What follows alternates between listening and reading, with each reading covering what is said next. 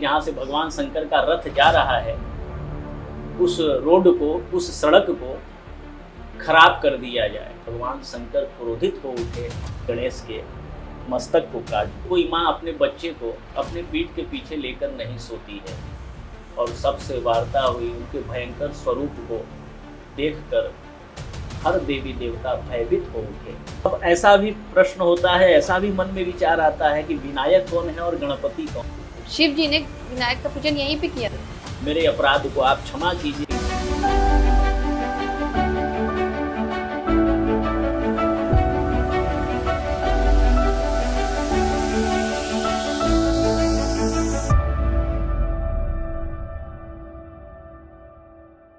हर हर महादेव, आपका स्वागत है हमारी नए पॉडकास्ट सीरीज में। आज हम समझेंगे हमारे हिंदू धर्म की गहराइयों को और बात करेंगे कुछ मूल ज्ञान की। आज हमारे साथ हैं सिद्धिविनायक मंदिर बनारस के महंत पुजारी श्री राजेंद्र कुमार शर्मा। तो पंडित जी, आज हम इसी मंदिर के बारे से शुरू करते हैं, तो आप हमें इस मंदिर के बारे में कुछ बताइए। यह अति प्राचीन श्री सिद्धिविनायक का विग्रह है, जो आपके समक्ष है, आपके समीप है। यहाँ पे हम बैठे हुए हैं और सिद्धिविनायक स्वयंभू विराजमान है। ये सिद्धिविनायक हैं जो सभी कार्यों को सिद्ध करते हैं। तंत्र मंत्र यंत्र सभी तरह की साधना को सिद्ध करने वाले ये सिद्धिविनायक हैं। यथा नाम तथा गुण है, जैसा नाम इनका है वैसा प्रभाव है, वैसा गुण है। इन सभी चीज़ों को ये दर्शन और स्मरण मात्र ही दे दिया करते हैं, क्योंकि ये स्वयंभू हैं, पंचक्रोशी प्रमुख हैं, काशी खंडोक्त हैं, और इसी जगह से काशी की पंचक्रोशी प्रारंभ एवं समाप्त होती है। ये इस स्थान का महत्व है। और यहाँ पुत्र प्राप्ति का मन, यहाँ बहुत जल्दी से पुत्र कामना को पूर्ण कर देते हैं और हर प्रकार की सिद्धियों को प्रदान करते हैं। विनायकैक नायकम, जो सभी देवताओं का अग्रणी नायक है, वो ये सिद्ध विनायक है। और यह स्वयंभू स्थल मणिकर्णिका तीर्थ का स्थान, जहाँ पर ये विराजमान है, वो तीर्थ स्थान जिसे भगवान विष्णु का नाभि स्थल कहा गया, आनंद वन, जो आनंद का स्थान है, नाभि स्थान, उस स्थान पर हम लोग इस स्थान पर बैठे हुए, तो बड़ी सौभाग्य की बात है। और यहाँ पे समीप में कुंड भी है, जिसमें पार्वती के कान का कुंडल गिरा और विष्णु के चक्र ने उसे खोजने की चेष्टा की, प्रयास किया। और राजा दिवोदास से काशी को प्राप्त करने वाले अग्रणी सर्वप्रथम श्री सिद्धिविनायक हैं, जिन्होंने राजा दिवोदास से काशी को प्राप्त करके भगवान शिव को अर्पण किया। ऐसा यह स्थान। भगवान शिव इस स्थान को कभी छोड़ कर गए थे कि जो उनको वापस प्राप्त करना पड़ा?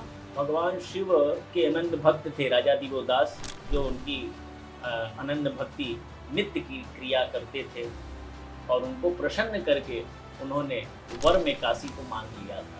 तो पुनः भगवान शंकर को अनुभूति हुई कि कुछ भी है, राजा है, लेकिन एक सामान्य व्यक्ति है, राजा है, गंगा के वेग को और काशी को एक साधारण मनुष्य। तो तरह तरह के देवी देवताओं को इन्होंने पृथ्वी पर भेजा काशी को प्राप्त करने के लिए, जिसमें से स्वयं सिद्ध विनायक ने प्राप्त किया और भगवान शंकर को अर्पण की और इस स्थान पर विराजमान हो गए। तो यह स्वयंभू स्थान है। वो कैसे प्राप्त किया, कुछ उसके बारे में आप बता सकते हैं, उसकी कोई स्टोरी? राजा दिवोदास एक सूक्ष्म स्टोरी है। वैवर्त पुराण के अनुसार सूक्ष्म समय रहने से सूक्ष्म में ही मैं आपको इसका वर्णन कर रहा हूँ। वैवर्त पुराण के अनुसार तरह तरह के देवी देवताओं को भगवान शंकर ने भेजा, और जो आता गया वो यहीं काशी में विराजमान होता गया, कोई वापस नहीं गया। तो सिद्ध विनायक को भी उन्होंने याद किया, और सिद्ध विनायक ने ब्राह्मण का रूप धारण कर प्रातःकाल संध्योपासना कर रहे थे, तभी ब्राह्मण रूप में सिद्ध विनायक पहुँचे और उन्होंने कहा, क्षुधा और पिपासा से मेरी आत्मा व्याकुल है, और सुना है आपके राज्य में कोई भी खाली एवं भूखा प्यासा नहीं रहता, और जो कुछ भी मांगता है उसे प्राप्त होता है।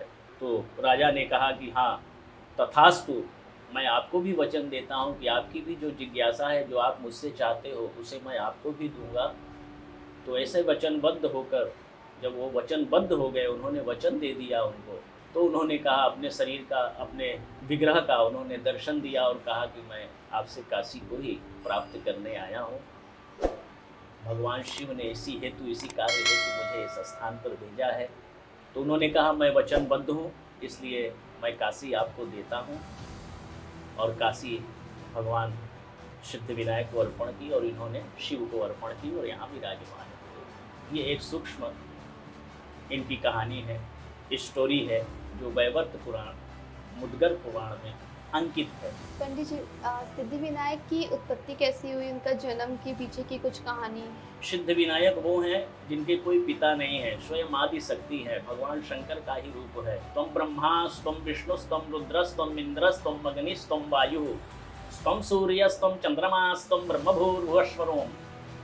ओम नमस्ते गणपतये त्वमेव प्रत्यक्षं तत्त्वमसि त्वमेव केवलं कर्तासि त्वमेव केवलं धर्तासि त्वमेव केवलं हर्तासि। माने तुम ही करता हो, तुम ही धरता हो, तुम ही हरता हो। तो वो कौन हो सकता है जो किसी की औलाद नहीं है, मल मूत्र त्यागने वाला व्यक्ति जो स्वयं आदि शक्ति है। आदि शक्ति माने उनके कोई पिता नहीं, पूरी सृष्टि के वो पिता है। विनायकैक नायकम, वही एक नायक हैं और सबके अग्रणी हैं। अब ऐसा भी प्रश्न होता है, ऐसा भी मन में विचार आता है कि विनायक कौन है और गणपति कौन है। तो इसमें भी डिफरेंस है, परिवर्तन है, केवल सूक्ष्म परिवर्तन, दाएं और बाएं शूण का। विनायक वो हैं जिनका पूजन स्वयं भगवान शिव ने, देवों के देव महादेव शंकर ने प्रथम पूजन अपने विवाह में, मैरिज के समय किया, वो विनायक हैं। और गणपति कौन है? जो माता उमा पार्वती के शरीर के मैल से उत्पन्न हुए गणपति हैं। एक हथनी थी जो अपने बच्चे को पीठ के पीछे लेकर सो रही थी और उसके गर्दन को काट कर जब भगवान शिव ने लाकर अपने पुत्र जो मैल से जिन्होंने बनाया, तो एक समय की ये कहानी है कि माता पार्वती स्नान कर रही थी, तो उन्होंने मैल उपटन, पहले की परंपराएं थी, उपटन लगाते थे, तो उपटन से इसी तरह खेल खेल में उन्होंने भगवान गणपति की रचना की अपने मैल से और उनको द्वार पर बैठा दिया कि उपटन के बाद अब मैं स्नान करने जा रही हूँ, तुम मेरे पुत्रवत हो, इस द्वार देहिल पर एक सैनिक की तरह तुम बैठे रहना और किसी को भी अंदर प्रवेश न करने देना। अकस्मात उसी समय भगवान शंकर शिव, माता पार्वती के पति देव परमेश्वर अकस्मात वहाँ उपस्थित हुए और उन्होंने जाना चाहा और मार्ग पर गणपति, मैल के बनाए हुए गणपति को उन्होंने अभिमंत्रित करके बैठा रखा था कि किसी को आने नहीं देना है। तो भगवान शंकर ने उनसे निवेदन किया, हे बालक, ये मेरी प्रिय है, मेरी अर्धांगिनी है और ये मुझे प्राणों से भी प्यारी है। कुछ ऐसी वार्ता है जिसके लिए मुझे इनके समक्ष जाना है और बात करना है। उन्होंने कहा, नहीं, उससे पूर्व यह मेरी माता है और इस समय स्नान कर रही हैं और उनका आदेश है कि कोई भी व्यक्ति अंदर प्रवेश नहीं करेगा। तो महादेव, मैं भी आपका ही अंश हूँ, लेकिन माता के वाक्य को नहीं काट सकता, आपको भी मैं प्रवेश नहीं दे सकता। तो मैंने कहा, आप क्या बात कर रहे हो? एक छोटे पुत्र हो के इतना मुंह लग रहे हो, ऐसे वार्ता उग्र में कर रहे हो? तो भगवान बोले, यथा नाम तथा गुणा, तो जैसे बोला उनका स्वभाव, तो उनको अभी तक उग्रता नहीं हुई, लेकिन गणपति से वाद विवाद करते करते थोड़े उग्र उन्होंने हुआ। कहा, अब तो तुम मुझे जाने दो, नहीं मैं तुम्हारे सर को धड़ से अलग कर दूंगा। तत्पश्चात उसके बाद भी बहुत देर तक दोनों में स्नेहबद्ध युद्ध हुआ। थोड़ी देर युद्ध करने के बाद भगवान शंकर क्रोधित हो उठे और उन्होंने एक ही संघार में, एक ही वार में मैल से बने भगवान गणेश के मस्तक को काट दिया। ऐसा करने के बाद उन्होंने गृह में प्रवेश किया जहाँ पार्वती स्नान कर रही थी। तो पार्वती ने देखते बड़ा आश्चर्य किया कि कोई साधारण बालक द्वार पे मैंने नहीं बैठाया था, ये कैसे अंदर प्रवेश कर गए? माने कोई बात है, कोई वार्ता है। तो उन्होंने कहा, मेरा गणेश कहाँ? उन्होंने कहा, वो गणेश? कौन गणेश? बाहर युद्ध कर रहा था और मैंने ऐसे ऐसे कार्यों को ऐसे ऐसे कर दिया उग्रता में। तो उन्होंने बोला कि मैं पूरे सृष्टि का विध्वंस कर दूंगी, मुझे वही पुत्र चाहिए। तो ब्रह्मा विष्णु सब गण वहाँ उपस्थित हुए और सबसे वार्ता हुई। उनके भयंकर स्वरूप को देखकर हर देवी देवता भयभीत हो उठे और उन्होंने वंदना शुरू की, बहुत प्रार्थना किया, मंत्रों से उनका पूजन किया कि वो शीतलमय हो, लेकिन वो उग्रता से शीतलमय होने को तैयार नहीं। उन्होंने कहा मैं पूरे सृष्टि का संहार, मेरा बस इतना ही मत है कि मुझे वही गणपति चाहिए, उसी मुद्रा में चाहिए, वही मेरा चिरंजीव चाहिए। तो शंकर ने कहा, विष्णु ब्रह्मा सब उपस्थित हैं, भगवान विष्णु ने कहा, दिशा का निर्देश दिया कि इस दिशा में जाया जाए। तो भगवान शंकर उस दिशा में गए तो एक हथनी और उसका बालक निद्रा में, इसीलिए कोई माँ अपने बच्चे को अपने पीठ के पीछे लेकर नहीं सोती है। एक हथनी अपने बालक को लेकर सो रही थी पीछे की ओर, और शंकर आए, उन्होंने उनका आवाहन किया, उनको सर्वप्रथम प्रणाम किया और उस नवीन हथनी के नवीन बच्चे के मस्तक को काटकर, जो मैल से गणपति उमा ने बनाया था, तैयार किया था, उसमें ले जाकर उन्होंने जोड़ा और प्राण प्रतिष्ठित किया।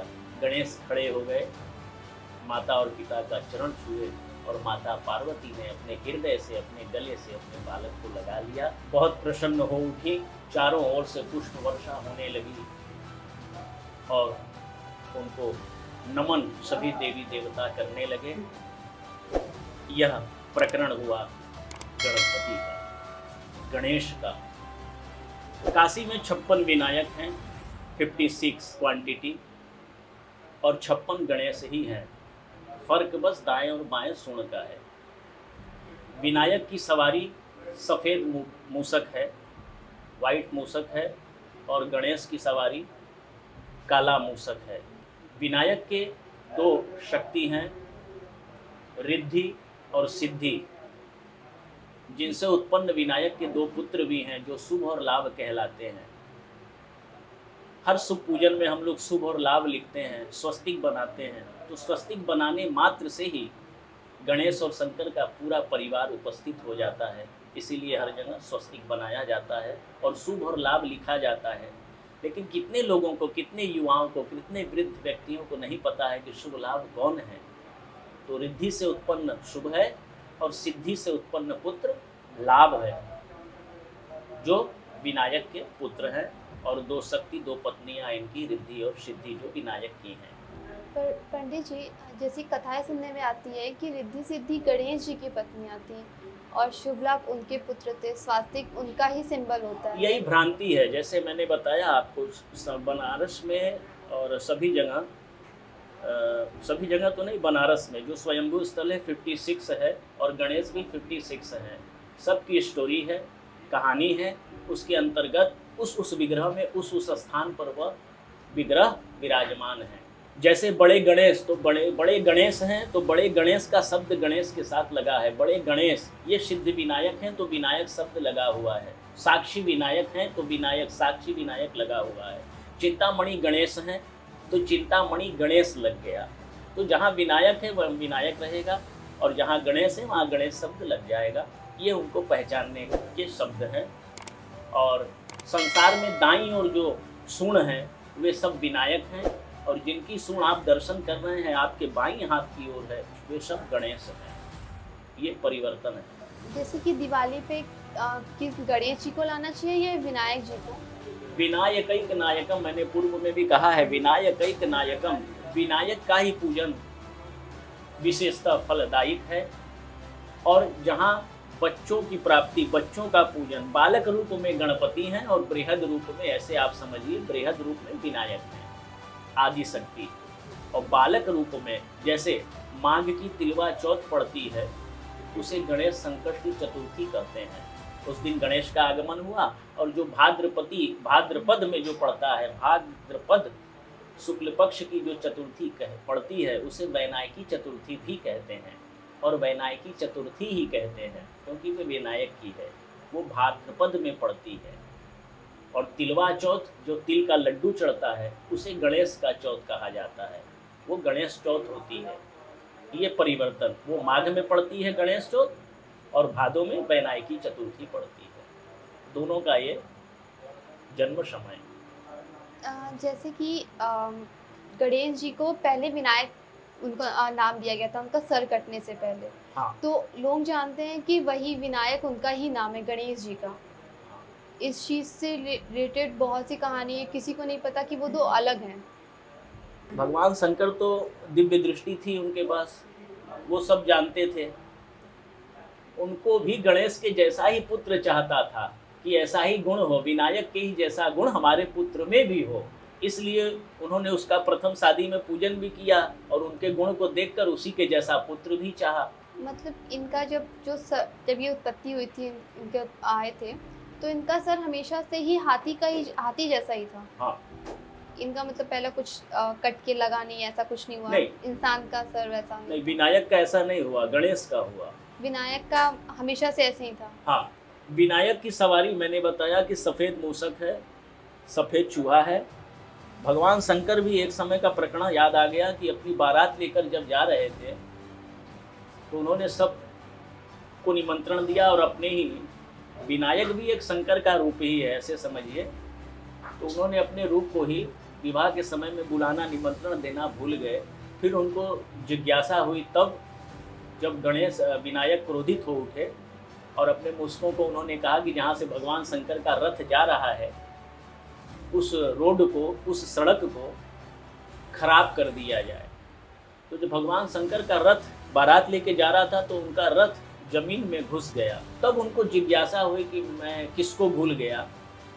तो उन्होंने ध्यान किया तो उनको समझ में आया, उनके ध्यान आया कि मैं अपने ही अग्रणी रूप विनायक को भूल गया। विनायक एक नायकम, जो सभी देवता का नायक है, मैं उसी को भूल गया। ये तो मुझसे बहुत बड़ी गलती हो गई।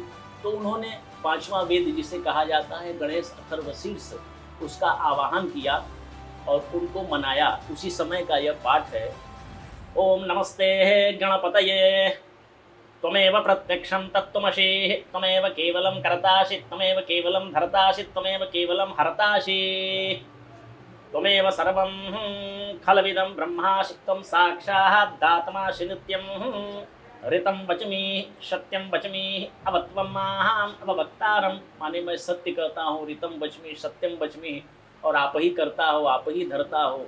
मेरे अपराध को आप क्षमा कीजिए कि मैं आपको निमंत्रण देने में असमर्थ एवं भ्रांति युक्त होकर, मैं भ्रांतिप्रद होकर भूल गया, मुझे आप क्षमा करें। उस भ्रांति के वजह से उन्होंने प्रथम मंडप में बना भगवान विनायक का पूजन किया और उसके बाद 7 वचन, अग्नि स्थापन, फेरे, सब कार्य हुए, लेकिन प्रथम उन्होंने भगवान विनायक का पूजन किया। वही यह विग्रह मणिकर्णिका घाट गणवासी टोला गौमठ में यह विराजमान है, स्वयंभू सिद्ध विनायक। उन्होंने यहीं पे पूजन किया था उनका? शिव जी ने विनायक का पूजन यहीं पे किया था? नहीं, अपने विवाह के मंडप में किया था। उनको बुलाया और अपने विवाह में उनको सम्मान दिया अग्रणी बनाकर और स्वयं पूजन किया। तो यहाँ पे इनकी स्थापना कैसे हुई फिर? यहाँ पे राजा दिवोदास के अंतर्गत, जब राजा दिवोदास को इन्होंने काशी अर्पण की और इसी जगह विराजमान हो गए, वैवर्त पुराण अनुसारेण। और जो एक मुंबई में सिद्धि विनायक मंदिर है, हाँ, उनकी स्थापना पहले हुई थी या इनकी? वो विग्रह इसी काशी स्थान से लोकमान्य तिलक, बाल गंगाधर तिलक के द्वारा यहाँ से स्पर्श कराकर वरमूर्ति रखी गई। ऐसा हमारे पुराने लोग ऐसा कहते हैं, हमारे बाबा ने और विद्वानों ने अध्ययन करके पुराणों से यह बात है। पंडित जी ये क्या है? और ये प्राचीन काल के समय से ही, मैं 11वीं पीढ़ी 10वीं पीढ़ी हूँ जो सिद्धि विनायक की सेवा में रेगुलर लगा है, हमारी पीढ़ी लगी है। और ये प्राचीन काल के समय से ही फवारा है जिसका जल ऊपर जाता था। वहाँ एक पत्थर की टंकी ऊपर छत पे है जिसे गंगा जल से भरा जाता था और इसकी यह चाबी है, इसको ऐसे खोला जाता था, ये फवारा सिद्ध विनायक के मस्तक तक इनका अभिषेक करता था। इनकी जैसे कि हम देख रहे थे कि इनकी 3 आंखें हैं, उनमें शायद कुछ मणि जैसा लगा हुआ है। हाँ। आप उसके बारे में कुछ बता सकते हैं? ब्रह्मा विष्णु महेश स्वयं शिव से कनेक्शन होने का और शिव का ही प्रारूप होने के कारण ये भी त्रिनेत्र हैं, क्योंकि भगवान शंकर भी त्रिनेत्र हैं उन्हीं के अनुसार। और मैं नहीं, यह अथर्वशीर्ष कहता है, तुम ब्रह्मास तुम विष्णु, माने तुम ही ब्रह्मा हो, तुम ही विष्णु हो, तुम ही रुद्र हो, तुम ही इंद्र हो, तुम ही अग्नि हो, तुम ही वायु हो, तुम ही। रिद्धि सिद्धि के बारे में जैसे कि वही उनका बताया जाता है कि वो गणेश जी की पत्नियां बोली जाती हैं। गणेश के पत्नी 8 पत्नियों का विवरण मिलता है गणेश का। अड़िमा गणिमा वड़िमा लघिमास चैव, जो मैंने अध्ययन किया, जो किताबों से मिला, इत्यादि। और भी 4 नाम हैं जो भी मुझे भ्रांति है, लेकिन 8 पत्नियों का विवरण मिलता है गणेश में। अणिमा, गणिमा, वलिमा, लघिमा चैव। अपने मारवाड़ियों में और महाराष्ट्र में विनायक का पूजन बहुत होता है। मारवाड़ी जब विवाह करता है तो घोड़ी पर भी आगे विनायक बैठा होता है। इतनी विनायक की महत्ता है। और विनायक को पूजने वाला कभी दरिद्री नहीं होता, वो सब तरफ से परिपूर्ण होता है। और यहाँ सबसे बड़ी कामना तो ये है कि मैंने कहा पूर्व में ही कि तंत्र मंत्र यंत्र बिना दर्शन के सिद्ध नहीं होता, ऐसा वह स्थान है। क्योंकि ये सिद्धि विनायक, कुछ करने की जरूरत नहीं है, दर्शन और स्मरण करने मात्र से ही ये कार्यों को सिद्ध कर देते हैं। यथा नाम तथा गुणा नाम, ऐसा है, ऐसा एक्सपीरियंस है, ऐसा मेरा अनुभव है। और तो मैंने देखा कि जो सब जगह से हार जाता है, ऐसे भी मैंने देखा जिसकी आयु भी निकल चुकी है और पुत्र के लिए रुदन करते हुए वो स्त्री इस प्रांगण में आई है और भगवान ने ऐसे लोगों के भी गोद में पुत्र दिया है। ऐसा प्रत्यक्ष प्रमाण मैं बैठा हूँ, जो 8 प्रमाण है। तो ये ऐसा विग्रह है जो तुरंत सभी कामनाओं को स्मरण और दर्शन मात्र से सिद्ध कर दिया करते हैं। स्वयंभू पंचक्रोशी काशी खंडोक्त प्रमुख यह स्थान है। ऐसे तो बहुत से देवी देवता हैं काशी में, हाथ से बैठाई हुई मूर्ति, तो जब देवता का मन होगा तब वो आपकी प्रार्थना सुनेंगे। लेकिन पंचक्रोशी आपने दर्शन किया कि आपकी प्रार्थना वो तुरंत सुन लेते हैं। ये बैठाई हुई मूर्ति और पंचक्रोशी में ये परिवर्तन है। पंचक्रोशी मूर्ति काशी खंडोक्त जो स्वयंभू स्थान है, वहाँ खाली अपनी कामना को आपको प्रदर्शित करने की देर है, तुरंत वो 40 दिन के अंदर आपका काम होना है। और बैठाई हुई मूर्ति जिंदगी भर आप रगड़ते रहिए, दर्शन करते रहिए, जब उनकी इच्छा होगी तब कृपा होगी। ये परिवर्तन होता है बैठाई और पंचकोशी। ये पंचकोशी क्या है मतलब? पंचक्रोशी माने 5 कोश के अंदर जितने देवी देवता बैठे हुए हैं, जो अंतर्गृह पंचक्रोशी होती है। हमारी माता दादी वृद्ध लोग जो पंचक्रोशी करते हैं, तो पंचक्रोशी 5 कोशों में होती है और पैदल ये यात्रा होती है। पंचक्रोशी माने जितने भी स्वयंभू काशी खंडोक्त मंदिर हैं उनका दर्शन होता है। पूरा बनारस के इर्द गिर्द हाँ, में जितने पंचक्रोशी स्वयंभू स्थल है उनका वो दर्शन करते हैं। बैठाई हुई नहीं पंचक्रोशी, और हर जगह उसका चैप्टर है, उसकी परिक्रमा का कै बटा कै में कौन देवता बैठा है, यहाँ तक है काशी रहस्यम पुस्तक में, काशी प्रदक्षिणा में, काशी पंचक्रोशी पुस्तक भी है, काशी खंडोक्त भी है। तो ऐसे ऐसे पुस्तकों में विवरण है जिसको लेकर लोग दर्शन किया करते हैं। और उसमें यहाँ तक भी दिया है कै बटा कै में कौन मंदिर है। तो 8/181 में यह सिद्ध विनायक विराजमान है। जैसे कि काशी खंड का उल्लेख आपने भी बहुत बार किया। काशी खंड है क्या और उसने किसे किसे पढ़ना चाहिए, क्या है एक्चुअल में, वो है क्या चीज़, आप उसके बारे में कुछ बता दें। काशी खंड और केदार खंड अलग है। जैसे उधर केदार हो गया, इधर ये काशी खंड हो गया। जहाँ विश्वनाथ को आपने, विश्वनाथ के इधर का क्षेत्र काशी खंड कहला गया और विश्वनाथ के उधर का क्षेत्र केदार खंड कहला गया। तो ये खंड है, ये भी कई खंड में विभाजित है। वरुणा से 80 तक काशी है, उसके बाद काशी भी नहीं है।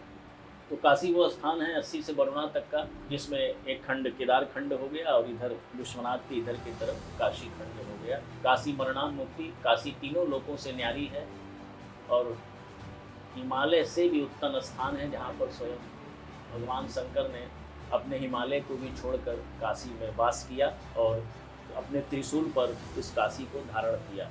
क्योंकि यहाँ हर हर महादेव हैं और घर घर महादेव हैं। हम लोग कहते हैं हर हर महादेव, घर घर महादेव। काशी के हर घर में देवालय और शिवालय था और आज भी है। काशी के कण में भी, एक कण भी उठाएंगे तो उसे कहा गया है कण में भी शिव का वास है।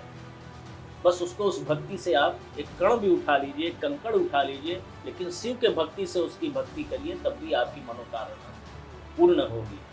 ऐसा यह स्थान है। आज काशी के इस धरती को भी खोद कर यदि नीचे देखा जाए तो कई करोड़ शिवलिंग हैं नीचे, और प्राचीन काशी इस जमीन के नीचे है। जैसे जैसे कली काल बढ़ता गया वैसे वैसे वो देवस्थल नीचे जाते गए। प्राचीन काशी तो इसके नीचे है, लेकिन कली काल के प्रभाव से, कली काल या कलयुग है, इसलिए वह पुरानी प्राचीन काशी भूमि के अंदर धीरे धीरे समाहित हुई। लेकिन आज भी हर घर में शिवालय हैं। कितने स्थान हैं जो कुंड के ऊपर हैं, पाट दिए गए। गोदावरी, गदोलिया, वहाँ पे गोदावरी नदी बहती थी, लेकिन आज वो गदोलिया है जो कि बड़ी प्राचीन थी। मेरे पास ब्लैक एंड वाइट फोटो है उसकी, और देखने लायक चीज़ है। इतनी सुंदर ये काशी थी। लेकिन कली प्रथम चरण है, ये कली काल का प्रथम चरण चल रहा है, इसलिए धीरे धीरे हर चीज़। आज भी नीचे शिवलिंग है, और इसीलिए कहा गया, और हर घर में शिव का मंदिर है, इसीलिए हर हर महादेव और घर घर महादेव। कली काल मतलब कैसा? जैसे कलयुग, द्वापर, त्रेता, इस तरह ये कली काल का प्रथम चरण है। तो कली का प्रभाव होने के कारण सब विनष्ट हो रहा है। पहले लोग भस्म तिलक लगाया करते थे, आजकल लोग घरों में शैम्पू साबुन का प्रयोग करते हैं। तो ये सब कली का प्रभाव है। तो क्या इस कली काल से सब कुछ ऐसे ही खत्म हो जाएगा? जैसे कि काशी अभी भी आप कह रहे हैं नीचे हाँ, चली जा रही है। अभी काशी, मैंने कहा कली काल, कली प्रथम चरण है। संकल्प में भी कहते हैं कली प्रथम चरण है, मानी कली काल का ये प्रथम चरण है। अभी तो स्टार्ट हुआ है, अभी द्वितीय चरण है, तृतीय चरण है, चतुर्थ चरण है। अभी तो एक समय ऐसा आएगा कि मानव को देखकर कोई चीज़ छीनने लगेगा, तो वो घोर कलयुग हो जाएगा, और फिर से पृथ्वी का विध्वंस होगा, और फिर से अवतार होगा, और फिर से लोगों को जीवन मिलेगा। तो फिर से वो सतयुग द्वापर फिर से अब आएगा। अभी कई चरण हैं, अभी तो कली का प्रथम चरण प्रारंभ है। जैसे कि काशी आता है कि बहुत पुरानी है, इस समय से भी पुरानी है, तो आप उसके बारे में कुछ उल्लेख या कुछ आप ऐसा बताएंगे काशी के बारे में, पुरानी बातें कुछ? जैसे कि अभी आपने बताया कि गदौलिया में गोदावरी नदी बहती थी, वो किसी तरह से तो वो हटा दी गया होगा या कुछ हुआ होगा जिसकी वजह से वो आज नदी नहीं है वहाँ पर। तो ऐसे ही कुछ आप धीरे पुरानी धीरे बातें। आबादी बढ़ती गई, कुंडों को पाटा गया, उसके ऊपर भवन बनाया गया, लोग रहने लगे, इस तरह परिवर्तन हुआ। इसी प्रकार अगस्त कुंडा है, जहाँ अगस्त ऋषि का मंदिर है। ये कहाँ? गदोलिया पे एक एरिया का नाम है अगस्त कुंडा, जहाँ आज भी अगस्त ऋषि का मंदिर है। सप्त ऋषि हैं, उनके अंतर्गत अगस्त ऋषि आते हैं। तो वो कुंड था गदोलिया पे। गदोलिया के बगल में सुशील सिनेमा एक कहलाता है, उसी के बगल में वो कुंड था, जिसको पाट कर आज कई 100,000 मकान बन गए हैं, और उसमें निवास लोग कर रहे हैं। तो जैसे जैसे आबादी बढ़ती गई, कुंड और पोखरों को पाट दिया गया, उसके ऊपर भवन बना लिया गया। पर पंडित जी, ये गोदावरी नदी सूखी कैसे? गोदावरी नदी सूखी नहीं, इसे बना दिया गया उस तरीके से, और ऊपर नवीनीकरण, मकान बन गए। ये गोदावरी नदी कहीं से तो आ रही होंगी, कोई सोर्स होगा उसका, तो वो सब नष्ट कर दिए गए। ब्रिटिश जमाने में उस समय सबको विनष्ट करके नवीनीकरण, भवन इत्यादि बन गए, और लोग उसमें रहने लगे। पंडित जी, आप विनायक के बारे में थोड़ी सी और बातें कर लेते हैं। जैसे कि उनके वहाँ पे जो मुख पे दिख रहा है चांद जैसा, वो क्या है? ये चंद्रमा है। चंद्रमा सुशोभित है, चंद्रमा का स्थान है। जैसे शंकर के पास चंद्रमा है, वैसे इनको भी चंद्रमा का स्थान दिया है। और संकष्टी चतुर्थी के अंतर्गत आती है, जिसमें चंद्रमा को अर्घ्य भी दिया जाता है। तो चंद्रमा इन्हें अनन्य प्रिय हैं, इसीलिए इन्होंने मस्तक पर उसको धारण कर रखा है। धन्यवाद पंडित जी, इतना हमें समय देने के लिए और हमारे इतने सारे डाउट्स को क्लियर करने के लिए। नहीं, ठीक और है, इतना अच्छा ज्ञान आप देने लोगों के की लिए। जिज्ञासा भी सही है, और प्रचार सार से ही व्यक्ति को अनुभूति होती है, कुछ पता चलता है। कुछ चीज़ें जो लुप्त हो गई हैं, वो कुछ शास्त्रार्थ करने से ही कुछ चीज़ें निकलती हैं, और लोगों को उसके बारे में पता चलता है। तो भगवान गणेश आप लोगों को भी इसी तरह उग्र बुद्धि प्रदान करते रहें, और हमेशा आप लोगों की प्रगति करते रहें, और हमेशा विद्या प्रदान करते रहें। ऐसे बुद्धि के दाता भगवान श्री सिद्ध विनायक बुद्धि के दाता हैं, और आप लोगों की बुद्धियों को और तीव्र करें, ऐसी ही कामना, और ऐसी गलतियों को करते रहिए। हरि ओम। धन्यवाद। शांति शांति शांति।